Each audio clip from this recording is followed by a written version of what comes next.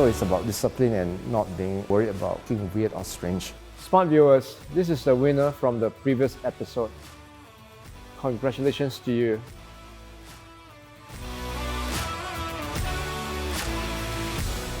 Good afternoon.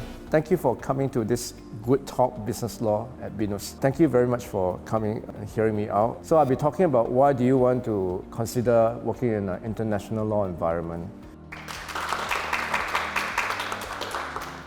So first of all, what is international law firm?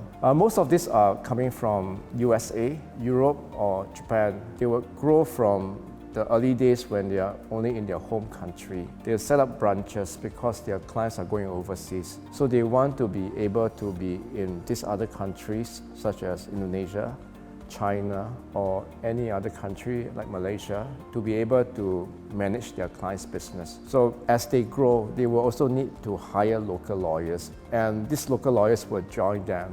And then from there, they get to be immersed in all this environment and also get opportunities from this international law firm. So the question is, why do you want to consider an international law firm employment instead of working for a local law firm? So several reasons. The first one is better salary.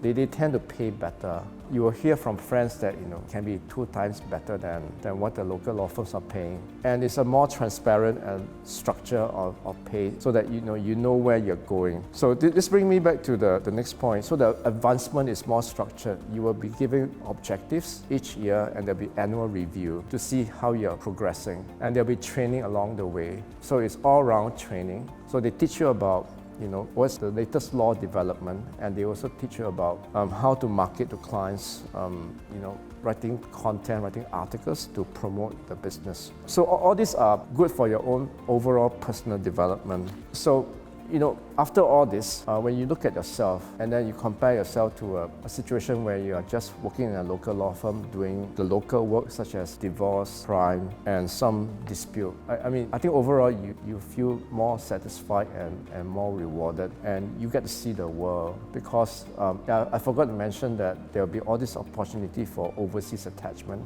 and there's a chance to go overseas. So the reason why I get to go overseas, such as working here, it's not because I am expert in Indonesian law. I don't need to know everything about Indonesian law, but they just need somebody who has a lawyer background and then come here to understand what is going on and understand what are the issues. And I operate as a bridge between the local law firm and the overseas client because I know their system, and then I also know the local system. So if there's any issue, I can explain it better because I know what they're thinking, and then I can also explain to them what is the problem here. So why can't a local lawyer do that? There are lawyers who can do that, but there are also a lot who can't. So for those who can't, I am here to do that. And most of the reason it comes back down to English communication. So there are 2 aspects to explaining a local problem to an overseas client. The first one is, you will tell them the articles, what article is relevant to your situation, which undang-undang. But then there's also the practical application. That's where most local lawyers have the problem. They are not able to explain what is the reality. And this is where the clients get frustrated and say, I just cannot understand what's going on. So this is one of the reasons why I'm still relevant. But over time, as the local lawyers are more confident and they are those who are more hungry, they get to maybe replace me, and then I become not relevant because I can't go to court. All I can do is just explain the problem and then help them to understand. So it's all about managing expectation, helping them to understand what can and cannot be done. So as a lawyer, you're not supposed to do the impossible. You just have to tell them what can and cannot be done. So any questions? Christopher? How to get to international law firm? Okay. So first of all, you will be getting a degree and you'll be getting qualified. But during that time, you will need to, I think the most important is still English communication. And I tell you the reason why I'm here is because I'm able to explain the problem for some reason better than than the local lawyers. Indonesia is a big country, so there's a big market for Indonesian language speaking content. Everybody's producing that. Nobody bothers with English because people are comfortable, so they watch Indonesian language content. Everybody's very comfortable. So when you get into this comfort zone, you don't bother anymore with the outside world. Whereas in Singapore, is a small country, they got no choice, they got to be exposed to the Western world. So you get to that level, then I think you become more employable in the international setup. And I want to give my testimony about today's materi. Jadi materi hari ini, it really gives me insight to a corporate lawyer and international law firm. And for me, it's very insightful because even though I choose law as my subject untuk kuliah, dan aku masih belum tahu if I graduate law school, what path I want to choose and what I want to be in the future. So it really gives me insight untuk mungkin take chance untuk kerja, work di law firm. That's all for me. Thank you. Any other questions? Yeah, Teresa? What skills we need to be a corporate lawyer? So when you come on to the corporate law, the most important ability is translating the document into local. You know that the national flag law requires bilingual. So there you go, it's still back to English skills again. Then you need to know some cross-border sort of issues, arbitration, because it's quite common that you got two parties. One is a foreign party and one is a local party, and then you got an agreement between the two parties. So the question is always, what if there's a dispute between the two parties? What do you do? So it's about understanding the arbitration law and understanding how to apply that and understanding how to draft the arbitration clause. That's to me the most important. From this talk, I learned the benefits about working in an international law firm. As a business law student, I've been considering to work in an international law firm, but I've more exposed to the cons of working there rather than the pros.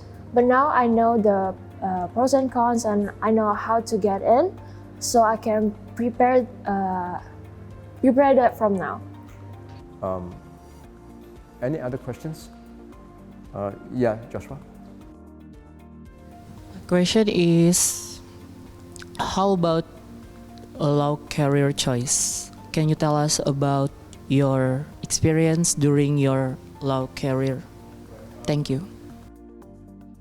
So I think in the course of your career, you were graduated, and then you can only be taking the Paradi when you're 25 years old, right? So in the meantime, you will find a law firm, get internship, and then become a paralegal. In the meantime, you will try to study for the Paradi and then get qualified. So the question is what you do in the meantime. And then along the way, a lot of people just go in-house as an in-house lawyer and be comfortable there. Personally, I don't think that is a good direction. Even if you want to go in-house, you should go get qualified, become a lawyer, get exposed to the court, know what is it like, and then move to corporate or commercial contract drafting, and then really understand how is it like before you consider going in-house. I mean, it's challenging, but I mean, when you're young, you should accept the challenge and don't be contented with in-house direction. And then as you progress, you will want to consider doing a master's. I don't have a master's in law. Somehow I think it's just a holiday from law practice. But I thought, I need something after my name, otherwise it's just LLB. It looks very empty. So I went to do some bar courses. I went to the New York bar, and then I did the Australian bar as well. So I get qualified in all this country. I think it looks a bit better than a master in law. But it's a personal choice. But I don't see people with a master's in law doing better than the other guy who just have a law degree. If you want to be a lecturer in a university, you need a master's in law, that's about it. Otherwise, these are the choices you can consider. So like I said, get qualified, continue to work on your English. I think nowadays lawyers are very enterprising, also doing blog and doing vlog, going on social media to talk about law and all. So it's necessary if, so you promote yourself on LinkedIn, whatever. That's very important as well. I think as a lawyer, if you are really aggressive, you'll be doing a lot of self-promotion. And if you are really, really aggressive, then you'll be writing content and articles. So these are the usual path. And of course, the ultimate path is to be a partner in a law firm. So just to summarize, when you talk about cross-border work, international transaction, you are basically serving a foreign client who want to do something in Indonesia. So it can be investing in Indonesia or having a partner or partnership with an Indonesian partner. When this partnership runs into a problem, then how do you solve the problem? These are the usual scenario when you're talking about cross-border work. And of course, having get all this exposure, you want to also go overseas, such as me, to work in those environments, like maybe in the US. During my time, the ultimate goal is to get out of Singapore and go to Hong Kong because money is better there. But somehow the direction is different now. It's Hong Kong coming to Singapore. But then there are also people who go over to the UK to work. But if you are doing masters, then maybe invest in going to overseas to do a masters, like in the UK or in the US. And when you are there, try to find employment with a local law firm overseas. In South Africa, you have to, work as a paralegal, whatever. Get yourself exposed to those law firms when you're there. Don't just study and have holidays. So this is the usual path if you want to try to find a way to get into an international law firm.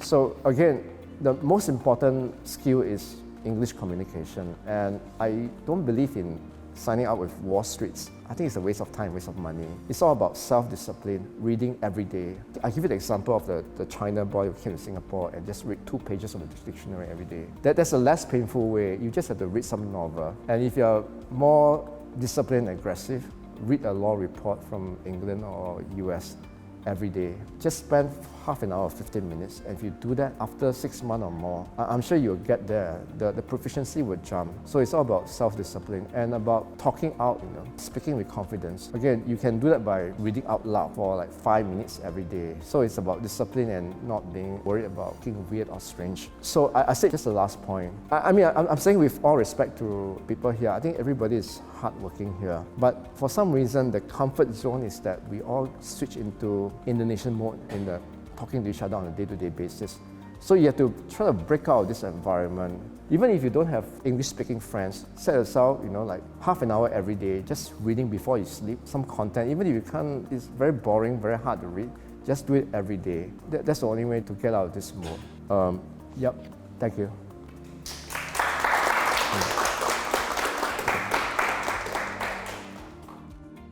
Hello, smart viewers. Here's a question. One of you who can answer that question will get a special gift. And the question is below. The winner will be announced in the next episode. So don't forget to watch Wood Talks X Business Law Binus.